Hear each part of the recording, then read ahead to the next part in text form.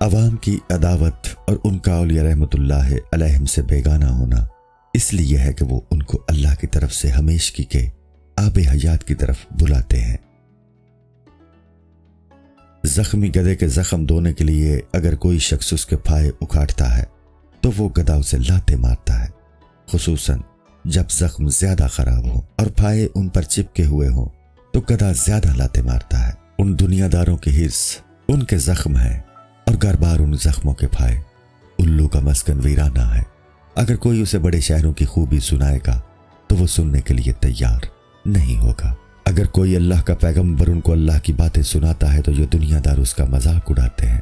وہ کہتے ہیں یہ پرانی کہانیاں ہیں، دراصل وہ خود پرانے ہیں، ورنہ اللہ کے بندوں کی باتیں تو پرانے کو بھی نیا بنا دیتی ہیں۔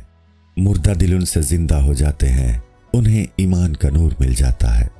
اس دل ربا کی باتیں سن کے تو اپنے نفس پر قابو حاصل کر لے گا۔ ان باتوں سے دل کی گرہیں کھل جاتی ہیں، لیکن ان باتوں کو سننے والے مفقود ہیں۔ عشق میں اگر ایک ذلت اٹھانی پڑ جائے تو عشق کو چھوڑ کر بھاگتا ہے۔ تو نے صرف عشق کا نام سنا ہے، تو اس کی حقیقت سے آگاہ نہیں۔ عشق بہت متکبر اور نازوں بھرا ہے اور بہت مصیبتوں سے ہاتھ لگتا ہے۔ عشق ہمیشہ وفا کرتا ہے اور وفاداری ہی سے حاصل ہوتا ہے۔ وہ بے وفا پر نظر بھر کر بھی نہیں دیکھتا۔ انسانیت کی اصل جڑ وفاداری ہے۔ درخت کی جڑ کی حفاظت ضروری ہوتی ہے۔ جس شخص میں وفاداری نہ ہو وہ اس درخت کی طرح ہوتا ہے جو جڑ گل جانے سے پھلوں سے محروم ہو گیا ہو۔ کسی شخص کے محض علم سے دھوکہ نہ کھانا چاہیے، بلکہ یہ دیکھنا چاہیے کہ اس میں وفاداری کا مادہ ہے یا نہیں۔ وفاداری انسان کا اصل جوہر ہوتی ہے۔ انسان اگر خود بھلائیوں سے محروم ہو تو دوسروں کی بھلائیوں سے شیطان کی طرح جلنے لگتا ہے اور چاہتا ہے کہ دوسرے بھی بھلائی سے محروم ہو جائیں۔ یہی حال ابو جہل کا تھا۔ وہ حضور صلی اللہ علیہ وآلہ وسلم کو نماز پڑھتے نہ دیکھ سکتا تھا۔ ناکام انسان بامراد انسانوں پر شیطان کی طرح حسد کرتے ہیں۔ اگر انسان اس ابلیسی صفت سے بچنا چاہے تو خود کو کامیاب بنائے۔ جب انسان وفاداری سے خالی ہو تو اسے خاموش رہنا چاہیے، ورنہ اس میں دو خرابیاں پیدا ہونے کا امکان ہے۔ اولاً انسان عام طور پر جب زیادہ باتیں کرتا ہے تو وہ تکبر پر مبنی ہوتی ہیں۔ جب تک بات سینے میں ہے وہ روح کا جوہر ہے، اس لیے اسے خرچ نہیں کرنا چاہیے۔ انسان کا خیال مغز ہے اور اس کے اظہار کے الفاظ چھلکا ہے۔ جس قدر چھلکا کم ہوگا مغز بڑھے گا۔ اخروٹ، بادام اور پستہ کو دیکھ لے، اگر ان کا چھلکا موٹا ہوگا تو گری کم نکلے گی۔ جب انسان عہد الست میں وفاداری دکھاتا ہے تو پھر اللہ اس کی وفاداری کی نگہبانی فرماتا ہے۔ قرآن میں ہے، تم مجھے یاد کرو میں تمہیں یاد کروں گا، میرا شکریہ ادا کرو اور کفر نہ کرو۔ ایک دوسری جگہ فرمایا، تم میرے عہد کی وفا کرو، میں تمہارے عہد کی وفا کروں گا۔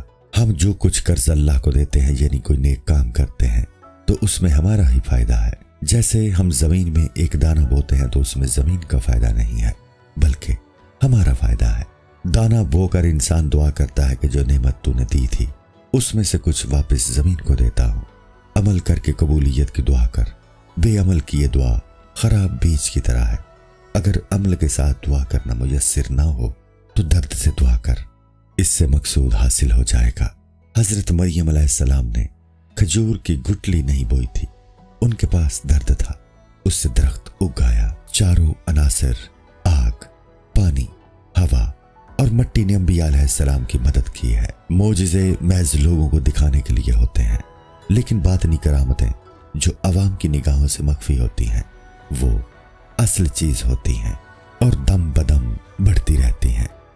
عہد سے وفاداری بھی بغیر تائید الہی حاصل نہیں ہو سکتی، اس لیے یا الہی جن کاموں میں استقلال اور پائیداری ضروری ہے ان میں اس منحرف ہو جانے والے نفس کو پائیداری عطا کر دے۔